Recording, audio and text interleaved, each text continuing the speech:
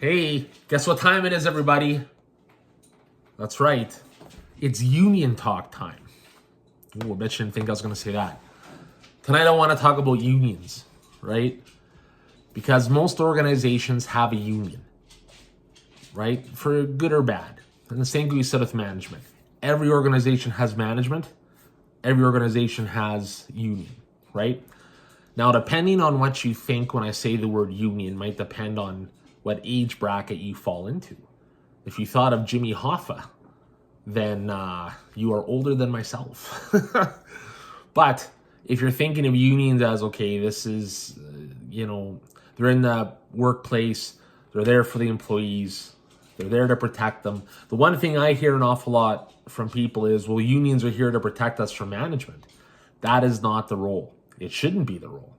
They work with management, management works with them because they have a collective bargaining agreement that they both agreed upon in good faith that they're both going to go by. It's when people don't go by that contract that people might be like, hey, this is wrong, or hey, this is wrong, right? And in my career, I've had many conversations with unions, with union representatives, with the officers, all that kind of stuff that are not necessarily something that they brought forward, but something that I brought forward, okay? So unions have a place, and I think sometimes the employees think that, I'm covered, they're going to stop management, you can't do this because of this. It's not because of the union rep, it's because of the collective bargaining agreement. If management agreed to something, then they must live by it, just like the union members, okay? So I always gave it like this. It's like, we can all play on the playground equipment that's there. But the minute we go off the playground, then you're on your own. And that's when murky stuff happens. Because typically when management and union get together, there's typically a reason. Usually it's a substantial reason, right? Usually it's some sort of action done by maybe the manager did that wasn't by the contract. Or it could be something that the union member did that was a complaint or something that happened that occurred. The manager needs to step in and be like, listen, I need to meet with this employee. I need you to bring your union rep because we have to discuss it. They can take notes and they can help the employee navigate through that, which is a valid service for the employee. I strongly believe that. The only issue I ever had is that sometimes with unions is they represent everyone that pays their dues, even if it's clear that it's not a worthwhile fight, right? But again, if you're paying the dues and something comes up, you have the right to that representation. So I'm not besmirching anything that happens there. I just think that sometimes it causes a long process. And I think in some cases, people rely on people not wanting to do those processes to just settle something and get it done and go away, right? But there's times where there's valid concerns in the workplace on either side, management or with the employee. And what happens there is that employee will get their representative involved to see what happens, okay? Now, I have not been in a union for probably close to 15 years, right? So I'm out of scope. And I'll tell you a little bit about my perspective about that. While I can understand, the union taking its place, Mando's not a big union management guy. But he doesn't like these kind of conversations. But what I'm saying is that as someone who's been in management, I can understand the allure of having someone who's willing to protect your best interests. Because oftentimes when you're in management, you're out of scope. That means that you're not in a union. Now, you should have someone or some entity in your organization that'll help the out of scope manager through that process if the organization is actually, and I'll just say this, a professional organization usually have those things in place. But however, they'll look at the organization and how that looks first as opposed to necessarily helping out that manager through that situation. So if someone brings something forward before a manager, they should have counsel from their employer, from their higher ups, from their, I don't know what you want to call it, their human resources department, whatever that looks like. They should have someone there to help with that. When they don't, management really learns the hard way that they're on their own. And that's happened more often than not. Okay. One thing I can respect about the union is that they will defend their employees based off the collective agreement. And when they and if they're doing something that is not in the collective agreement, they don't necessarily come out and tell you that, but they will advise them to stop doing that behavior and start following the collective agreement. So something will happen on that end regardless, right? That is my view on that situation. I think that a lot of times in my experience or things that I've heard, I think that it would be a benefit to have that, because if you have someone that you're paying dues for and that's their role is to help you in those situations, they're going to help you.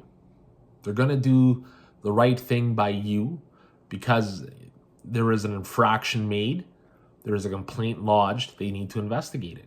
Where out of scope has a disadvantage is oftentimes they're on their own. It's up to them to prove it themselves without any assistance from anybody else. That is a challenge. Now, depending on what organization you work for or how it's structured or whatever it is, if there's a union, that's great. But if you're out of scope, you really need to check your pathways, because you could be left in the cold and not even realize it until it's too late. And oftentimes it's about how things look as opposed to the actual events that occurred. So just word to the wise on that. But unions. So there's all kinds of different unions and all kinds of disciplines. There's not just one union, there's a whole bunch. And for the course of my conversation today, I'm not going to discuss one union in particular. I will say I've worked with about 6 different unions in my life, and I haven't had any real difficulty with that. There was one union a long time ago that, there was stuff, going on, and it was like they'll wait for you in the parking lot to make sure it gets completed, right? Tales of a young manager. But no, but for the most part, the unions work in good faith with you because of one thing, and that's the collective bargaining agreement. That is an agreement that was created between you, the union itself, and management, that says, okay, look, these are basically the parameters. These are our guidelines. These are our rules. It tells you what holidays you get. You get this many holidays. It tells you what stat days you get off. These are the pay scales. These are the, time off, how this works, how, compassion leave, if there's anything like that. It covers all that things through there in a nice booklet form where you can go through and refer to it. So if something does not go according to that contract, then it might lead to a meeting with you in the union. So typically what would happen would be either be an incident brought forth, there might be a coaching session or an investigative procedure where you would talk to them, you talk to an employee, and you always ask them, give them the offer of having their union rep present. I know for me, I always encourage everyone to bring a union rep present, because I never want to get into a situation where it's a you versus, he said, she said scenario, because nobody wins those, and it just makes things more uglier than it needs to be. So if you're ever in that situation, ask for a union rep regardless of what it is. It's always good to have that cover there, and it's always good to have that representation, because maybe something said that you didn't catch, but the union might be, hey man, that sounded a little threatening, right? Same with out of scope. Out of scope's a little bit different, but if there's more than one out of scope manager, and if make sure you have someone trustworthy with you who can at least vouch for what is said in an honest form, and take notes. Take contemporaneous notes. If you take notes after each session, this is what happened, this will be talked about. It makes things easier, because documentation is the most important thing in any interaction with the union. Documentation. Because oftentimes, like I said, it could be a he said, she said. We could be thinking about things like, well, man, did I really say that? Or did she say that? No, this is what I said. I wrote it down. Here it is. I got my trustworthy companion to take notes as well. This is where we're at. So there's no ifs, ands, or buts. And chances are everything will be good anyway, because the union, they need to be upright and honest with the process, because if they're not, that doesn't bode well for any future interactions with the union, and same with management. That's how I always viewed that situation. Now, for me, I've had situations where I wish I had union representation. I think situations I had would have turned out a little bit different if I had support of that variety. But I think for the most part, as an employee who's just going there, working a job, and then going home, I think to have that bit of coverage behind them is probably a good thing. And I hear a lot of people like, I'm not a union guy, blah, blah, blah, blah. Yeah, well, at some point you might be. Something might happen that you might get called on the mat for. Or there might be something that occurred that you might not think is right. right? And let me tell you, just like when we have employees that keep telling us stuff that might not necessarily be okay, man, they keep coming here every day, they get the same thing. People come and they'll approach the issue and they'll, every little thing, boom, boom, boom, this is horrible, this is horrible. And at some point you can kind of see when it becomes a fishing expedition. And if your union rep is worth their salt, they kind of can sift through some of that stuff, even if it's a later date, and they can kind of see, okay, I can see what's happening here. This is a pattern, right? Or people bringing concerns forward that is just not, it can't be verified and there's no truth to it. That happens as well, because one thing I've learned in the work environment, yes, people lie, and people don't always tell the truth, because sometimes I think people's ambitions get in the way, or they get an axe to grind and they want to make sure that person feels it. So they got to do whatever they can. Because for the person with the complaint, person goes to the union, they say their story, that's kind of it until there's a meeting or something else.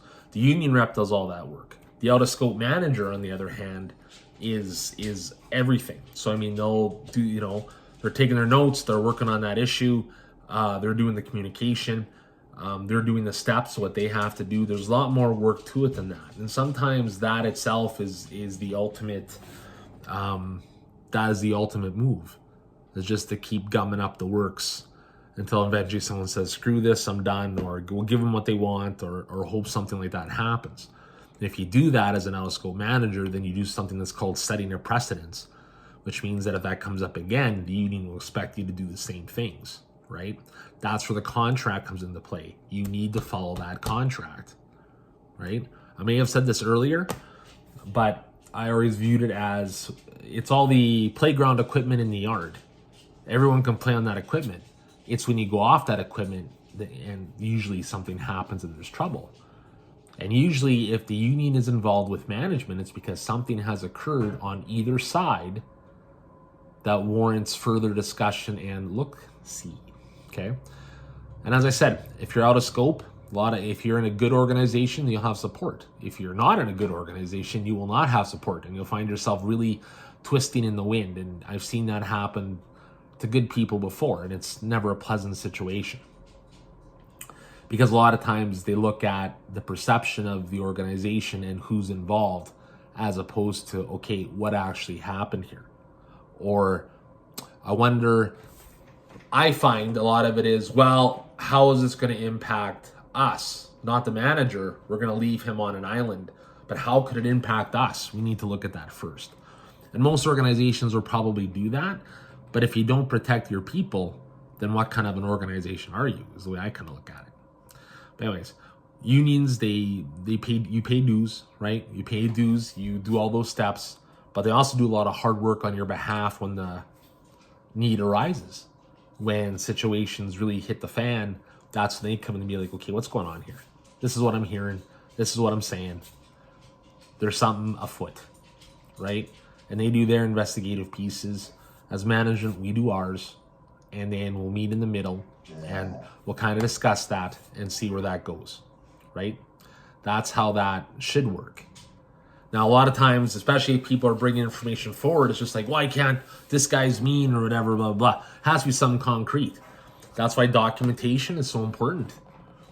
I like the idea, like I said, of contemporaneous notes. If you're talking, if you have a meeting, write down what was in that meeting. If you have someone with you as an out-of-scope manager, if you have someone with you who maybe isn't entirely trustworthy, that's an issue. So you need to really make sure you keep copies of your notes and their notes. You need to have everything there that you need to have.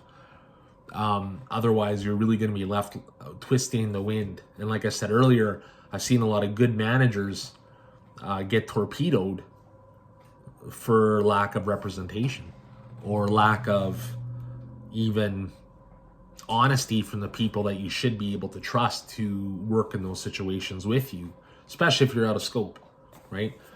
A lot of my favorite expression, and I've used this before in some other videos, is there's no honor among thieves, and that goes for out-of-scope managers as well. Ambition isn't just for those in scope, right? A lot of times they'll try to torpedo the head guy just because they think they can do a better job. Have at it, is what I say. But for the union and for employees, The main goal is to ensure that the fairness of the employee and that all the employees are being treated fairly according to the union contract.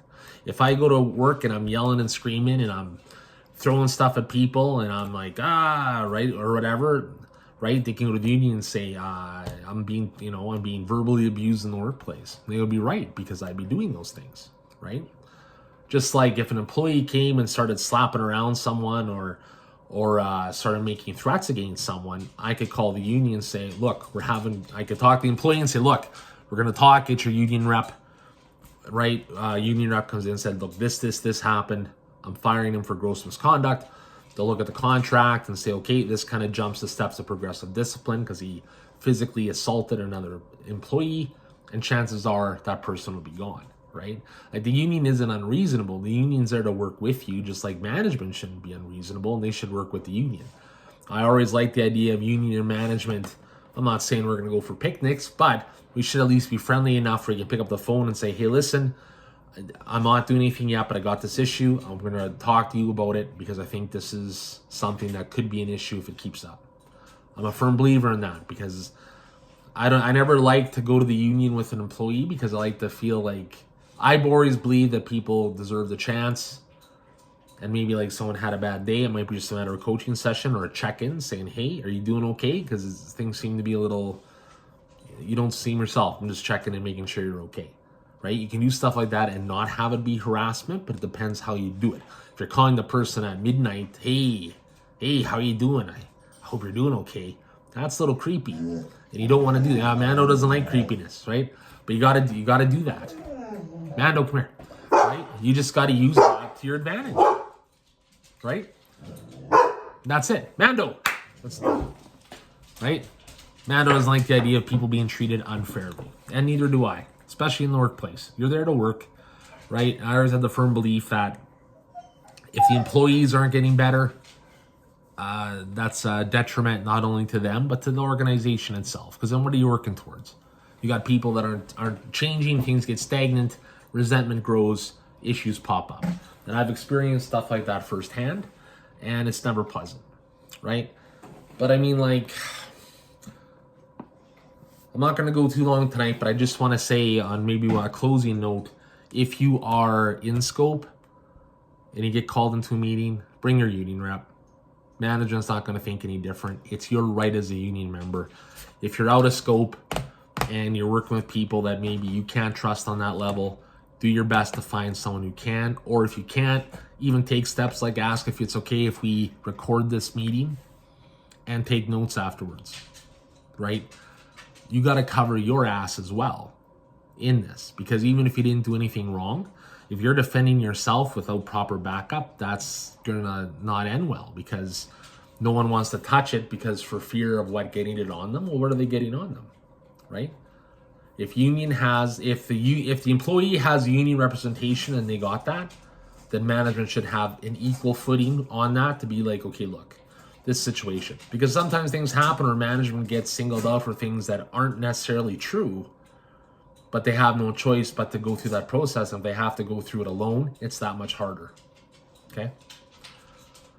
All right. Almost 20 minutes. It's my first video in a while. But I wanted to touch base on unions because I'm a big fan. I think unions have a place. And I encourage everyone, if they're a part of a union, to utilize that. Make sure you know your rights. And if you're out of scope, make sure you know your rights too. So it's a two-way street. But you guys can meet in the middle. And maybe, like I said, you're not having a picnic, but maybe there's a high five or a handshake. Okay? Corey Eddy, Unemployable Counselor. Thanks for tuning in. And clearly, we're back at it. So keep watching. I'm going to keep making them. And we'll catch you, hopefully not at a union meeting. Okay. Take care, everybody.